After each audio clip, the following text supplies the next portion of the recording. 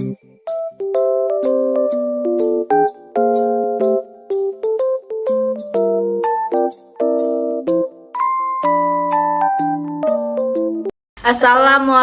warahmatullahi wabarakatuh.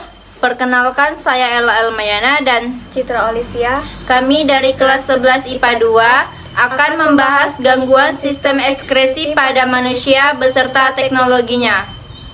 Apa sih sistem ekskresi pada manusia? Sistem ekskresi pada manusia adalah sistem tubuh yang bertanggung jawab untuk mengeluarkan limbah dari tubuh. Ini terdiri dari beberapa organ dan struktur tubuh yang bekerja sama untuk menghasilkan, menyimpan, dan mengeluarkan zat-zat yang tidak diperlukan tubuh. Sistem ekskresi ini meliputi ginjal, hati, paru-paru, dan kulit. Pada manusia, sistem ekskresi adalah proses pengeluaran zat-zat sisa metabolisme yang sudah tidak digunakan lagi oleh tubuh. Zat ini dapat berupa karbon dioksida, urin, urea, keringat, dan senyawa-senyawa yang bersifat racun. Jika racun tidak segera dihilangkan, semua zat ini menumpuk di dalam tubuh dan dapat menyebabkan gangguan kesehatan. Ginjal. Ginjal adalah organ utama dalam sistem ekskresi yang bertanggung jawab untuk menyaring limbah dari darah dan mengeluarkannya. Ginjal terletak di kanan dan di kiri tulang belakang, tepatnya di bawah hati dan limpa. Organ ini mengandung sekitar 1 juta nefron, yaitu saringan darah yang sangat kecil. Ginjal berfungsi melakukan penyaringan terhadap darah di dalam tubuh. Hati adalah salah satu organ terbesar dalam tubuh manusia. Hati merupakan organ ekskresi yang berperan dalam proses detoksifikasi dan memecah bahan kimia atau racun yang masuk ke dalam tubuh.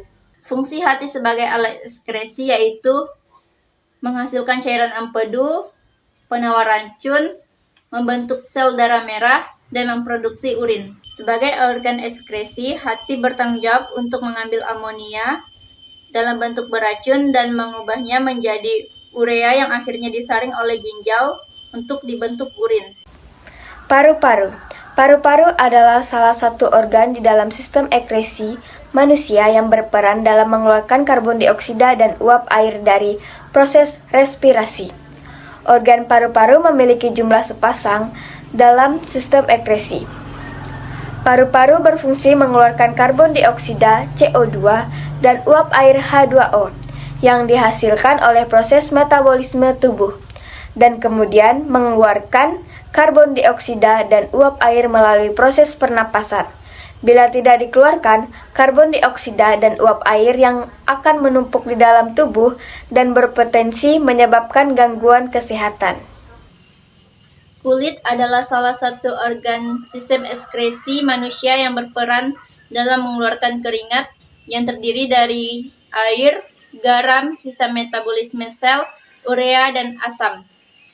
Kulit juga berperan sebagai alat ekskresi karena mengeluarkan keringat sebagai salah satu cara tubuh untuk membuang racun. Gangguan pada ginjal. Yang pertama, nefritis. Nefritis adalah kerusakan pada bagian glomerulus ginjal akibat kuman, umumnya bakteri Streptococcus. Akibatnya seseorang akan menderita uremia atau edema. Uremia adalah masuknya kembali urin dan urea ke dalam pembuluh darah. Sedangkan edema adalah penimbunan air di kaki karena terganggunya reabsorpsi air. Nefritis dibagi menjadi dua, yang pertama nefritis akut dan yang kedua nefritis kronis. Nefritis akut banyak diderita oleh anak-anak dan remaja yang disebabkan oleh infeksi penyakit menular. Sedangkan penyakit nefritis kronis banyak diderita oleh orang tua yang ditandai dengan tekanan darah tinggi dan pengerasan pembuluh darah ginjal. Gejala-gejala yang dialami, yang pertama demam, yang kedua urin mengandung darah, yang ketiga penurunan jumlah buang air kecil, yang keempat tekanan darah tinggi, yang kelima mual.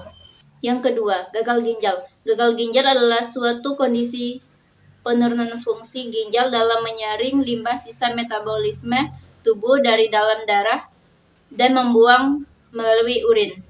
Kondisi tersebut menyebabkan kadar racun dan cairan berbahaya akan mengendap dalam tubuh dan dapat berakibat fatal apabila tidak ditangani.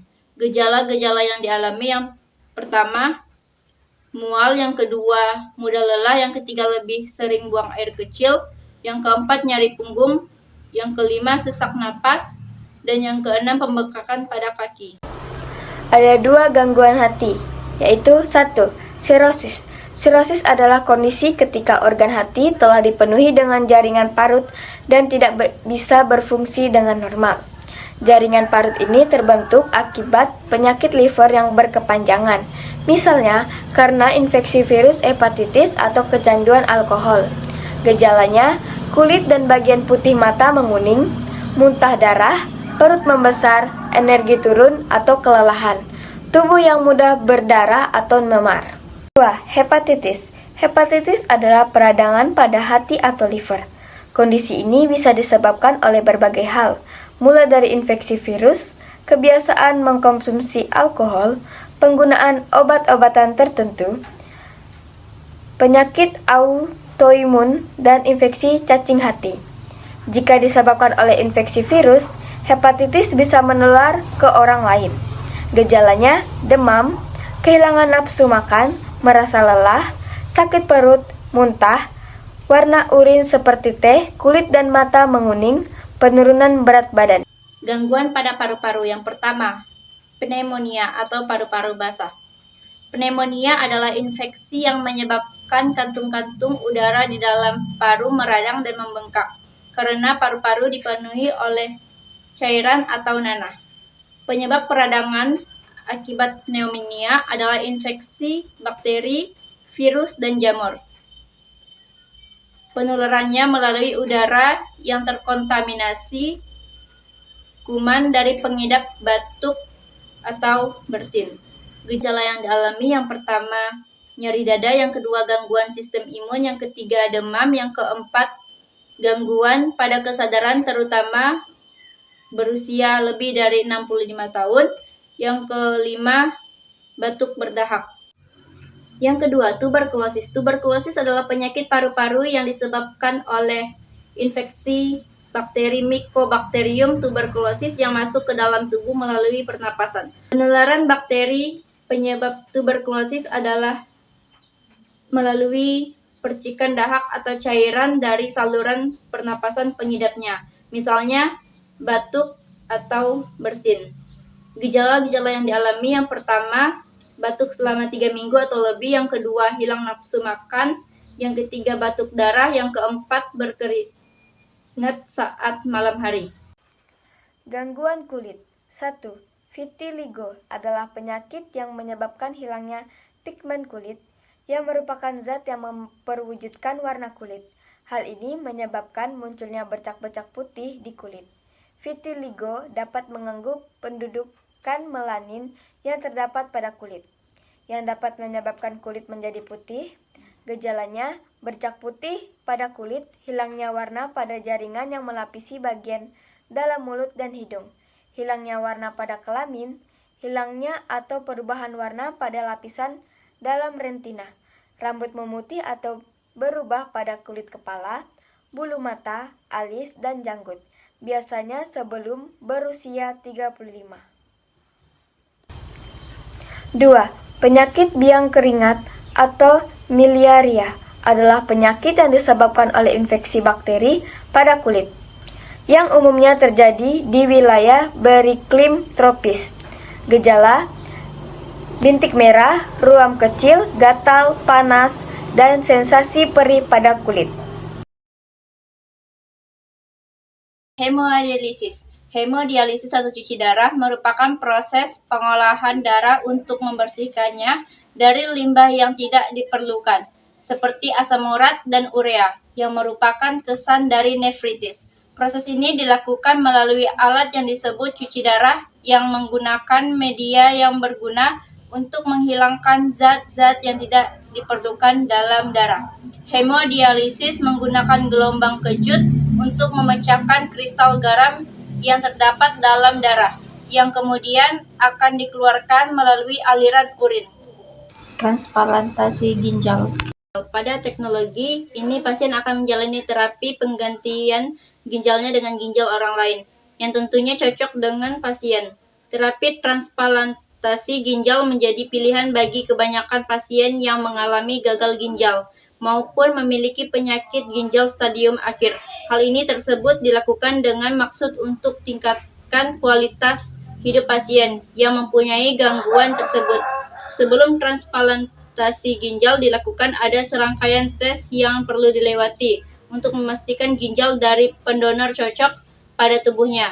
Pasien disarankan untuk tidak minum alkohol, berhenti merokok, rutin berkonsultasi dengan dokter, berolahraga sesuai anjuran dokter, dan mengonsumsi obat serta makan sesuai anjuran dokter. Teknologi hati. 1. Transplantasi hati adalah proses penggantian hati yang rusak atau tidak berfungsi dengan hati lain yang berasal dari orang lain atau dari donor hidup. Proses ini dilakukan untuk mengatasi gangguan sistem ekskresi pada hati, seperti masalah hepatitis, sirhosis, dan kanker hati. Teknologi paru-paru. 1. Bronkoskopi. Bronkoskopi adalah metode untuk diagnostik atau melihat kondisi paru-paru dan saluran pernapasan, sekaligus memeriksa sampel jaringan, serta mengeluarkan benda asing dari organ setempat. Menurut Erik, bronkoskopi belakangan dikembangkan dengan teknologi krioterapi lewat teknik unit elektrosurgical canggih VO3 dan koagulasi plasma argon atau terapi argon plasma coagulation (APC).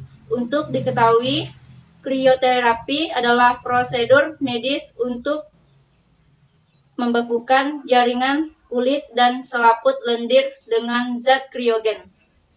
2. Pleuroskopi. Pleuroskopi adalah tindakan diagnostik dan terapeutik yang menggunakan teknologi untuk memeriksa rongga pleura, yang merupakan ruang antara paru dan kulit dalam kasus pneumotoraks atau kasus lainnya yang memerlukan akses ke rongga pleura. Pleuroskopi digunakan untuk mengambil tisu pleura dengan melihat sendiri, yang membolehkan dokter melihat dan mengambil sampel tisu dari rongga pleura secara langsung. Tindakan ini dapat digunakan untuk menentukan kondisi rongga pleura, mengambil sampel tisu untuk menganalisis laboratorium, dan untuk melakukan tindakan intervensi terapeutik seperti membuka jalan napas yang tersumbat atau merusak jaringan saluran napas yang tidak normal. Teknologi kulit. 1. Laser 311 nm Sapphire Laser atau PALAS-R adalah teknologi yang menggunakan sistem laser solid state yang khusus lebih efektif menangani masalah kulit. Seperti vitiligo, cara kerja laser ini mengarahkan gelombang UV laser solid state ke arah kulit yang lebih spesifik untuk mengurangi dan mencegah bercak vitiligo, dan hanya berfokus pada area yang terkena, sehingga bercak kulit yang sehat tidak akan terganggu. 2. Teknologi terapi laser adalah teknologi yang menggunakan cahaya laser dengan intensitas rendah untuk merangsang proses penyembuhan dan membantu mengurangi nyeri, meningkatkan fungsi otot, dan mempercepat proses penyembuhan. Sekian pembahasan mengenai gangguan sistem ekskresi pada manusia beserta teknologinya. Semoga bermanfaat. Terima kasih. Wassalamualaikum warahmatullahi wabarakatuh.